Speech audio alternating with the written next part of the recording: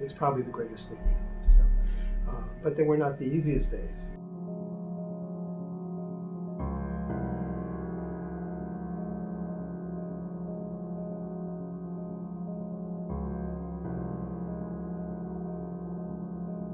I was the transitional dean to just get us over, keep us secure and solid, keep the party together here. I didn't do my job that way. Then I stepped away from it. But then Claudio had 4 years, and it was kind of a period of austerity because the budget that he had in those days to run this place, I'm sure, is 4 to 5 times smaller than what Dr. Robertson enjoys now. We took on a group of students who were on scholarships, who had no money.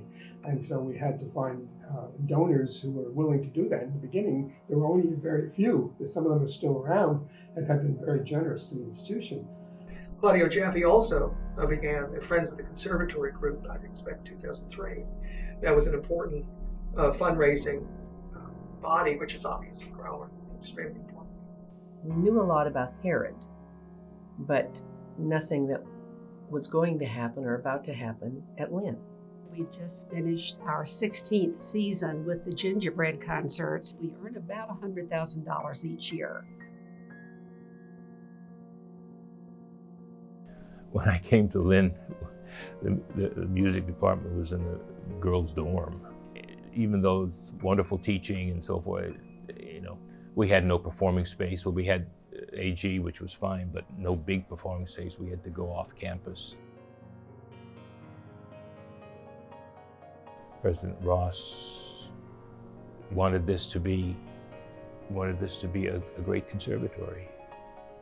So I remember telling Dr. Ross, well, what we need to do is we need to bring some of these people here to Lynn to study. And if you have a great teacher, students are going to come. I mean, they're going to come and study with them.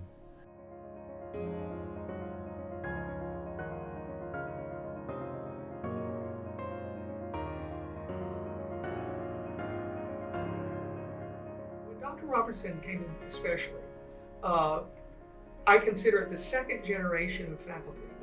The people that we have now are,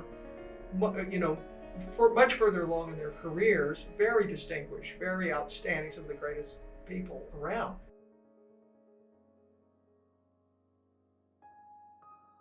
Chamber music has long been a part of any conservatory or school of music. But what Herod did very differently, and then we adapted that and grew it as soon as we came over here, is make it a part of the schedule and make it possible for every student in our program to have chamber music, regardless of what their focus is: solo pianist, an orchestral musician, a percussionist, an orchestra. But chamber music strengthens who you are as a performer, your ensemble skills, your ability to listen to other people, and it exposes you to the music that, for a lot of us, is what we will most frequently play. In an orchestra, strangely enough, it's not playing, it's listening. To know how to listen and to really play as an ensemble by virtue of listening to what happens in the moment. It is so rewarding to say you're playing a Beethoven symphony, and there's lots of traditions. There are a lot of things that professional musicians know that should happen at X moment of the piece. They don't, because many of them have never played it. So the idea of bringing something, such a classic as a Beethoven symphony, to students and watch them experience that for the first time, it's unbelievably rewarding. The conservatory, after these many years now, is a vibrant and stable unit within the university, Lynn University. I think it's also a very important operation for the entire South Florida community. This was supposed to happen, I believe, because you couldn't plan this out this way. That the conservatory comes to Lynn, that we struggled for years, people are working to make it happen, that we find the right leadership, and all of a sudden we're 20 years later, one of the best things we've ever done, and it continues to be, I think, in the nation, if not beyond, as one of the premier programs, and there's a lot more to come. I want to see it maintain its excellence.